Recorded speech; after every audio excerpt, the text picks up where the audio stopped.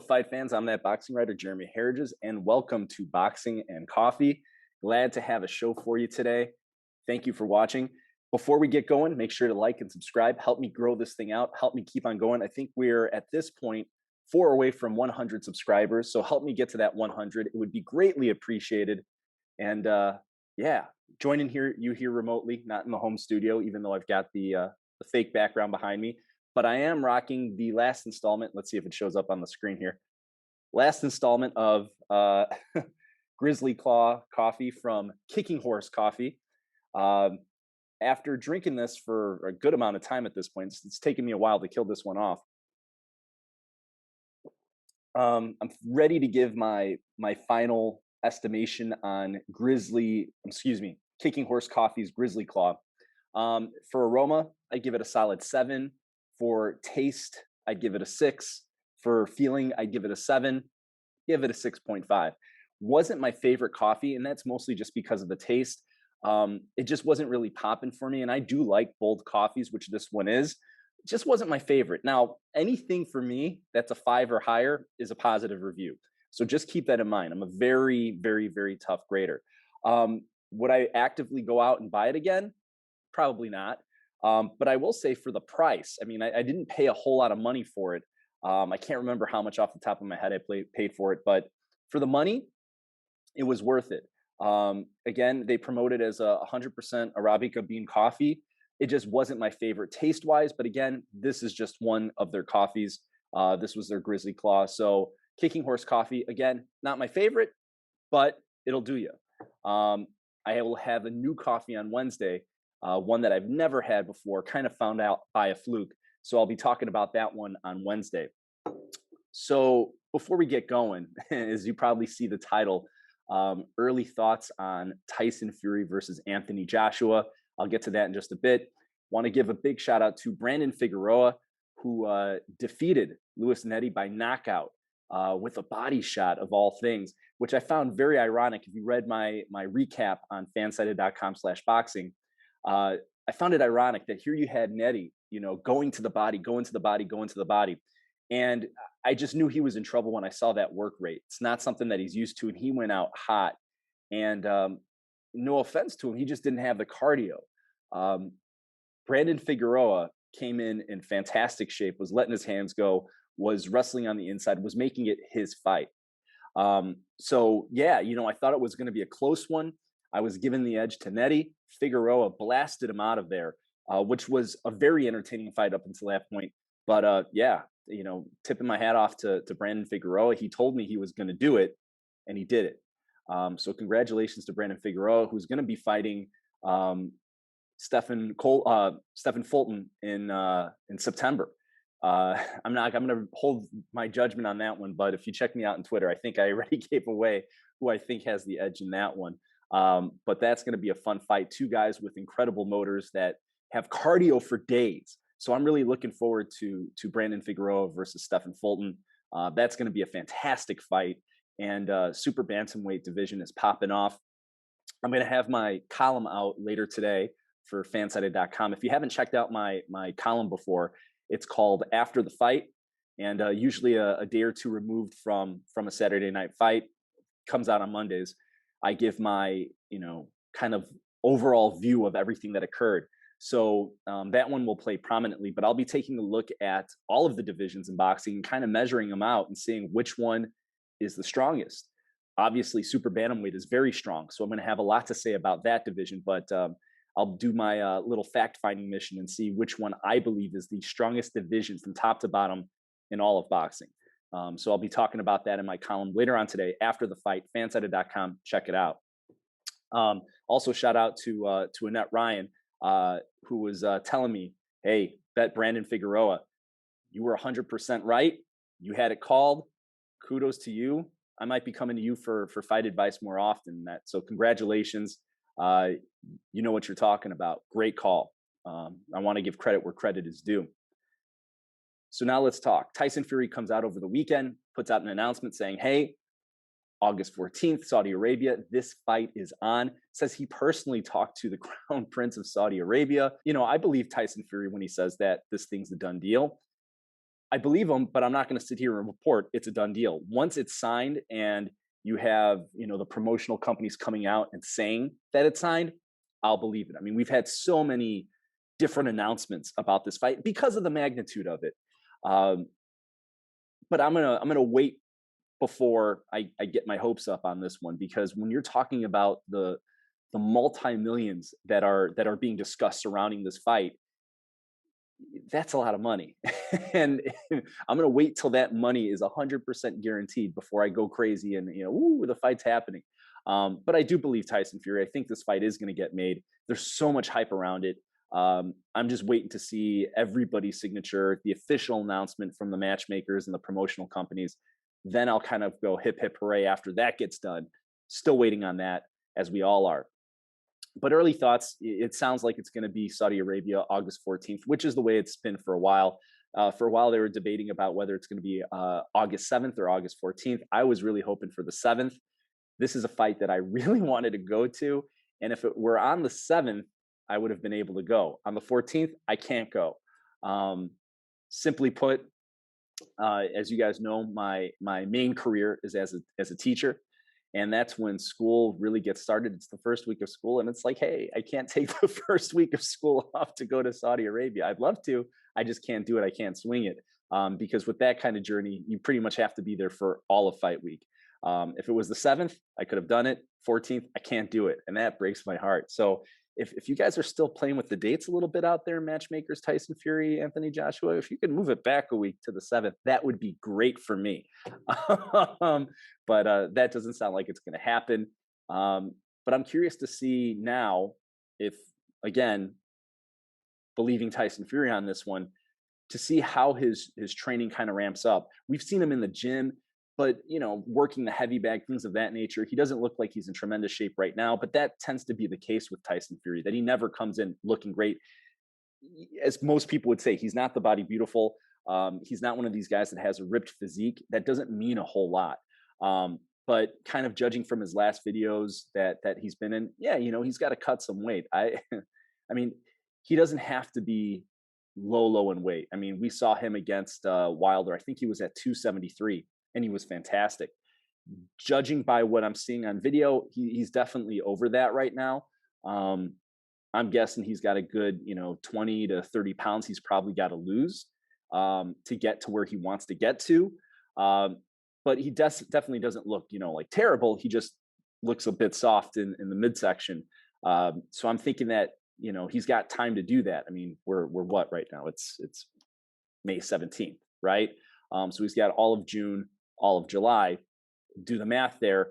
We're really talking about, hey, if we're talking about an 8-week camp, which is what we typically expect, there you go. Plus, he has a couple more weeks that he can play with. He could turn it into a 10 or 11-week camp. He does have that opportunity. So I think he's going to ramp things up. We saw him in the last video that he had out there with Nick Diaz working some grappling. I don't know what that was all about. I would assume it's just a nice little photo session, a good way to get attention, get some write-ups, get some clicks, get some hype around everything, get people talking. Is he thinking about going MMA? Yada yada. I don't look too much into it, but seeing him in the gym, seeing him work the heavy bag, all that sort of thing, it's great. The two prominent heavyweights right now look like they're going to be fighting, which is great for boxing, and that's what we need. I don't care where it is. What do I feel for my British friends out there? Do you guys deserve the fight? 100%. I wish the fight were going to be at Wembley or something along those lines, but money talks. And my thing is, if they really are planning on fighting a 2-fight series between them, then one of them has to be in England. I just wish it was the first one, not the second one. But I always thought, like, okay, they're being thrown so much money that they can't say no. Being made an offer they can't refuse, so to say. That's what I personally think. But I think the rematch, which again, if you go by all accounts, there should be a rematch, will eventually take place in England. But again, too bad that it's not going to be there in the first place. British fans deserve to see that. It's your two heavyweights that are going at it for undisputed status. It really should be on British soil. So that's the one tragedy in this whole thing, that it's not going to be there. but we'll see how things play out here as they get more solidified into place. Anthony Joshua is always in incredible shape. It's not so much that, it's about the styles, right? If we were just going by bodies, then Deontay Wilder should have destroyed Tyson Fury. It has nothing to do with that. It has to do with skills and what you got. And Tyson Fury is the most skilled out there. And I've said it before. I will never, after that second Deontay Wilder fight, I will never, ever, ever doubt Tyson Fury again. Won't happen. Won't do that. I doubted him in that fight. I thought that Wilder was going to win by knockout, and boy, was I wrong. Tyson Fury made a believer out of me that night. He's the real deal. He's really, really good, and he's just so tough to fight with that style. So I'm just not going to bet against him for anything. He's got so many tricks up his sleeve with the psyching fighters out, not taking off his shirt at the weigh-in, making you think he's out of shape. I just don't see that. I think he's gonna ramp it up big time. And I think we're gonna see more and more of him in the gym as we near that August 14th date. If again all reports are true and we can take everybody at the word that this is going to happen, I think you're going to see him getting more attention than just about any athlete out there. I think this is his time. And he is going to take that platform and he is going to run with it. One thing that we know about Tyson Fury is that when he has the big stage ahead of him, he doesn't let down. He makes the most of his opportunity. The guy's a winner. The guy's used to fighting odds. And boy, I just don't know how you bet against Tyson Fury, considering everything that he's overcome in order to be where he is today. So pretty much it doesn't matter what type of shape he is in. To me, I think I'm taking Tyson Fury no matter what at this point. I just don't doubt the guy anymore. So we'll see what happens with that. But it seems like things are percolating now within the top tier of the heavyweight division. We've seen clips of Deontay Wilder working with Malik Scott. Does he get a fight announced anytime soon? I don't know. We'll wait and see how that works out. Again, the pad work looks good. His footwork looks better. I'm enthused by what I'm seeing. And I've always said that I think Malik Scott is going to be a very good trainer. Is it going to be enough to make the changes that Deontay Wilder needs to make in order to rise back to the top? That I don't know about. Again, they've been radio silent, Team Wilder, so I don't really know what's going on there. It would have been nice if this sort of thing were going on 10 months ago, that this wasn't the first time that we're seeing Wilder working on things, but had this been going on from the very beginning, which I don't think has, which is really what I think there's a lot of wasted time on his part, that he needed to be doing all of this kind of revisionary work a long time ago. I don't think he can just throw it together at the last second. Again, he doesn't have any fights signed right now, but to make the changes that he needs to make, I would have been using this whole lockdown pandemic time to be working on those things. And who knows, maybe he has been, maybe he has. By the limited things that we've seen in social media, it doesn't look that way. But it looks like he's trying to make a push now, and we'll see what happens there. My concern with Deontay Wilder isn't so much just the skills and the refining of what needs to be refined. It's his health. He has a tendency to get injured. Not only that, he has a tendency to get injured during training camp. So can he make it through a training camp unscathed? That's what I'm waiting to see before we start talking about who he's going to fight next. Can he make it through the training camp? That right hand, he is the hardest puncher around. There's no doubt about that. Problem is, he throws that right hand so hard, he tends to break that right hand. He's had multiple titanium rods put in that hand, meaning put in, taken out, put back in. He has a tendency to hurt himself because of his power. And we've seen that with fighters in heavyweight history, that they punch so hard that they end up doing a lot of destruction to their primary weapon, their hands. And once that occurs, they're never quite the same. I don't think there's any question. Can Deontay Wilder always put a ton of velocity on his punches? Sure. Is he going to break his hand eventually? Sure. It's going to happen every single time. You throw those punches that hard, there's only so much that the structure of his hand can take. And now, having broken it so many times, I think it's going to keep on breaking. Um, expect him to break his hand once every 3 fights. Um, and again, the reason you're not going to see him throw a ton of heavy right hands during training, it's the fear of breaking it. Um, it's almost a certainty that if he lands it, he's going to break it, in a fight at some point. Um, we've seen that from him before. So I hope to see news that Deontay Wilder's getting back into the mix soon. Hope to see an official statement, not from Tyson Fury, but from all the promoters saying it's happening, the fight posters coming out, let's have a press conference, that sort of thing. Then I'll really get excited for it. But again, wish it was happening in England. Wish it was happening on the 7th and not the 14th so I could go.